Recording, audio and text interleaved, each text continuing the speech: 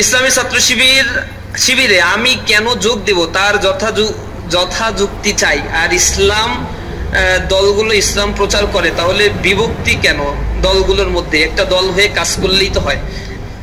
ইসলামী ছাত্র শিবিরে যোগদান করতে তো আপনাকে আমি বলি না, আজকের প্রোগ্রাম থেকেও আপনাকে খুব হাত পাও ধরা হবে না।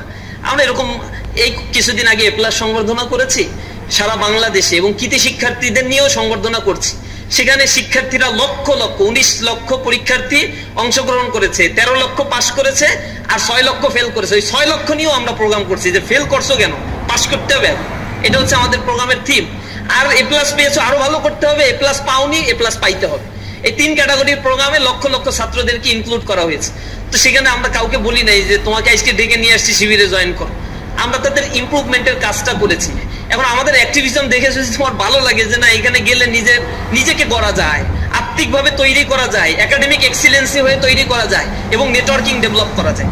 আমরা অর্গানাইজেশনকে বলি it's not only so called traditional political student organization, but also it's an separate institution. Institution আপনাকে morality, integrity, sincerity, academic excellence করে গড়ে তোলার জন্যই মূলত কাজ করে থাকে। তা আমি কেন সংগঠনে এসেছি? আমার বাবা দাদা, আমার পূর্বপুরুষ বা পূর্বতন কোনো পুরুষের হিস্ট্রিও আমি শুনি নাই যে ছাত্র শিবির করছি। তো I am the first person, but I am not the last person. কারণ আমার পরে আমার ভাই ব্রাদার, আত্মীয় স্বজন যা আছে সবাই ছাত্র শিবির করতে চায় বা করে বা এটাতে আকর্ষিত হয়েছে। তারা পূর্বপুরুষদের দেখে আমি আসি না, আমি আসছি আমার ভাইদের আচার আচরণ দেখে, ছাত্র শিবিরের আচার আচরণ দেখে। আসার পরে যখন দেখেছি যে নিজেকে গঠন করার একটা সুন্দর প্ল্যাটফর্ম, আমি যুক্ত হয়েছি। তো আপনার কাছে যদি অন্য কোনো প্ল্যাটফর্ম এরকম বেটার মনে হয়, আপনার কাছে বেটার অপশন থাকলে ইউ ক্যান গো। আপনি নিজেকে গড়ে তুলতে হবে। ছাত্র শিবির মানুষ গড়ার কারিগর হিসেবে কাজ করে, কাউকে ইনফোর্স করে এই সংগঠন করতে বাধ্য করে না। সুতরাং আপনাকে এই যুক্তি আমি আসলে হাজারো যুক্তি দিব না যে আপনাকে এই কারণে ছাত্র শিবির করতেই হবে। আমরা শুধু ইনভাইট করি যে আমাদের অ্যাক্টিভিটিস গুলো আপনি একটু দেখেন, পছন্দ হলে আপনি আসতে পারেন। We call you the rules of Islam, the way of Islam, the guidance of Islam. If this means politics to you, then this is our politics. আমরা আপনাদেরকে এই এরকম সৌন্দর্যের দিকে ডাকি, ইসলামের সৌন্দর্যের দিকে, জীবন গঠনের দিকে। আমি যখন ইন্টারমিডিয়েটে পড়তাম তখন আমার এক বন্ধুকে আমি দাওয়াত দিচ্ছি, তখন সে আমাকে বলছে যে একা একাও ভালো থাকা যায়। তখন আমি আসলে এত ভালো বক্তব্য বা ওই বুঝাইতে এত ক্যাপাসিটি আমার ছিল না। আমি তাকে শুধু লাস্টে একটা শব্দ বলছিলাম যে একা একা ভালো থাকা যায় না, তুমি পারবা না। সে বলছিল আমি পারবো, চ্যালেঞ্জ দিলাম। চ্যালেঞ্জ দিল। তারপরে তো আমি ভার্সিটিতে ভর্তি হয়ে পরে আর তার সাথে কখনো দেখা হয় না। সেদিন 14-15 বছর পরে দেখা, 12-13 বছর পরে প্রায় দেখা হইলো তার সাথে।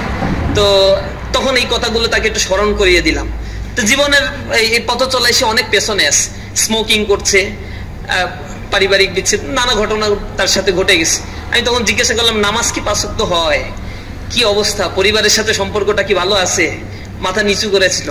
আমি ওই সময় বলছিলাম যে অনেক ভালো থাকা যায়, মানুষ একা একা ভালো থাকতে পারে না, শয়তান তাকে টেনে ধরে এবং শয়তান এটা চ্যালেঞ্জ করছে কোরআন শরীফের মধ্যে। আপনারা যারা আস্তিক আছেন তাদের জন্য এই বক্তব্যটা। কোরআন শরীফের ভিতরে শয়তান যখন আল্লাহ রাব্বুল আলামিনের কাছ থেকে কয়েকটা পাওয়ার এক্সারসাইজ করলো, পাওয়ার পেল, পাওয়ার পাওয়ার পরে সে বলল যে আল্লাহ তুমি আমাকে কিয়ামত পর্যন্ত বাঁচার তৌফিক দাও। আল্লাহ বললো যে ঠিক আছে, তুই আমার এতদিন ইবাদত করছিস, দিলাম এটা।